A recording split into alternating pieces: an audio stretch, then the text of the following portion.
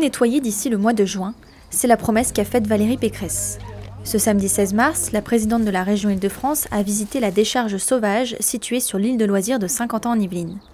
Aujourd'hui seul gestionnaire du site, la région s'engage à faire disparaître les 7000 m3 de déchets présents. Pour cela, 700 000 € devraient être mis sur la table. Le fonctionnement relevait de Saint-Quentin-en-Yvelines et du département, c'était du fonctionnement.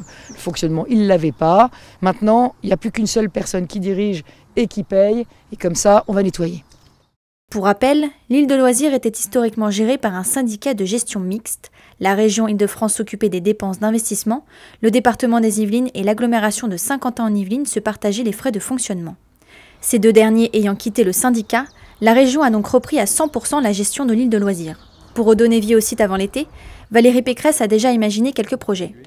Moi, j'ai proposé qu'on travaille aussi à des bassins écologiques démontables pour faire de l'apprentissage de la natation. Donc on va faire ce qu'on a fait à Cergy-Pontoise l'année dernière, c'est-à-dire une belle opération fraîcheur sur l'île de loisirs de Saint-Quentin cet été, de façon à ce que si jamais on a une canicule en plein JO, on n'ait pas aussi malheureusement des quartiers populaires en ébullition.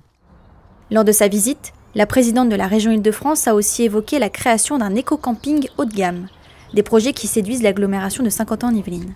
C'est vraiment bien sûr un soulagement parce que ça fait un certain temps que ça dure et puis on a bien sûr des projets quand même assez grandioses pour cette île de loisirs. Donc voilà, il faut bien sûr tout nettoyer voilà, pour que toutes les équipes puissent démarrer sur un très beau projet qui va être le cas pour l'île de loisirs bien sûr de Saint-Quentin-en-Yvelines. Située à quelques mètres du Vélodrome national de Saint-Quentin-en-Yvelines, site de Paris 2024, l'île de loisirs accueillera une fan zone cet été. Les opérations de nettoyage devraient commencer le 2 avril prochain. Le site devrait donc être propre pour le lancement des Jeux Olympiques.